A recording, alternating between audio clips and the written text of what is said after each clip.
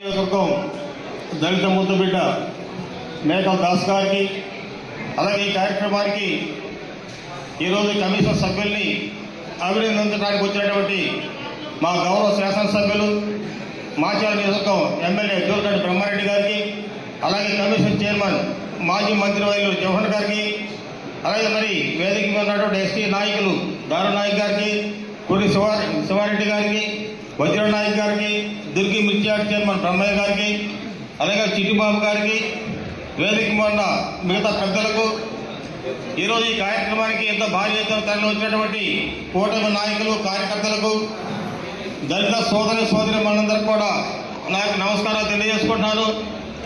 మరి మేకల దాస్ గారు ఈరోజు ఎస్సీ కమిషన్ సభ్యులుగా ప్రమాణ స్వీకారం చేస్తున్నారంటే అది మా శాసనసభ్యులు జోలకంటి బ్రహ్మారెడ్డి గారు ఆయన కల్పించిన మంచి అవకాశం. మరి గతంలో మొదటి నుంచి కూడా దాస్ గారు మాచర్ల నియోజకవర్గంలో ఎస్సీల కోసమే కాకుండా తెలుగుదేశం పార్టీ అభివృద్ధి కొరకు ఎంతో కష్టపడ్డ వ్యక్తి.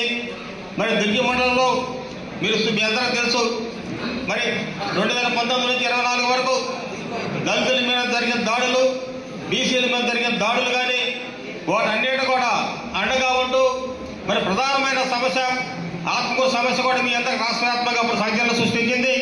అలాగే జన్మస్పాడులో కూడా బీసీలు ఎస్సీల మీద దాడులు చేసి వారందరినీ కూడా గ్రామ బహిష్కరణ చేసే సమయంలో మరి మేకల దాస్ గారు కూడా వారికి అండగా ఉండి ఆ రోజు మన నాయకుడు చంద్రబాబు నాయుడు గారి దగ్గర రాష్ట్ర పార్టీ కార్యాలయం తీసుకెళ్లి వారికి ఒక భరోసా ధైర్యాన్ని కల్పించిన వ్యక్తి మన మేకల దాస్ గారు.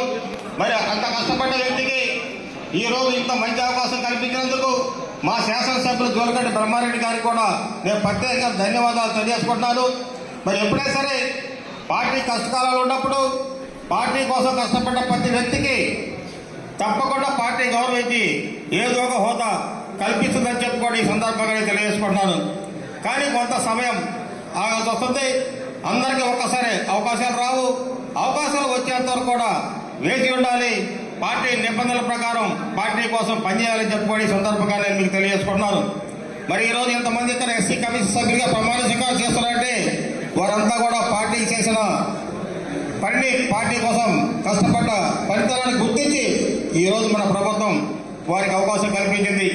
మొదటి నుంచి కూడా మీ అందరికీ తెలుసు, అన్న నందమూరి తారక రామారావు గారు పార్టీ స్థాపించిన దగ్గర నుంచి కూడా మరి రాష్ట్రంలో మన ఎస్సీ సోదరులకు ఎన్నో అవకాశాలు, రాజకీయ అవకాశాలు కాకుండా పదవి అవకాశాలు అలాగే సంక్షేమ కార్యక్రమాల ద్వారా ఎస్సీలను అభివృద్ధి చేసిన ఘనత అన్న నందమూరి తారక రామారావు గారిని.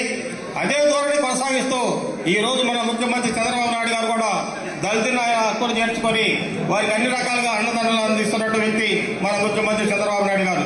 మరి వైసీపీ ప్రభుత్వ అధికారంలో ఉన్న 5 సంవత్సరాలు మీరు చూశారు. దళితుల మీదనే దాడులు, దళితుల మీదనే కేసులు, దళితుల మీదనే ఎస్సీ యాక్ట్ కేసులు, మీ అందరూ తెలిసి ఇవన్నీ. మరి దళిత డ్రైవర్లు కూడా తప్పి డోర్ డెలివరీ చేసిన ఘనత ఆ ప్రభుత్వాన్ని అయితే ఎప్పుడు కూడా మరి వారి నాయకులు వారిని ఖండించిన దాఖలాలే వైసీపీ ప్రభుత్వంలో. మరి కూటమి ప్రభుత్వం అధికారంలోకి వచ్చిన దగ్గర నుంచి ఈ రోజు మన ముఖ్యమంత్రి చంద్రబాబు నాయుడు గారు మరి చట్టబద్ధంగా న్యాయబద్ధంగా పరిపాలన సాగిస్తూ బీసీలకు ఎస్సీలకు ఆయన అండగా ఉంటూ మీ యొక్క అభివృద్ధిని కాంక్షించే వ్యక్తి మన ముఖ్యమంత్రి చంద్రబాబు నాయుడు గారు చెప్పుకోవడం సందర్భంగా మీకు తెలియజేసుకున్నారు.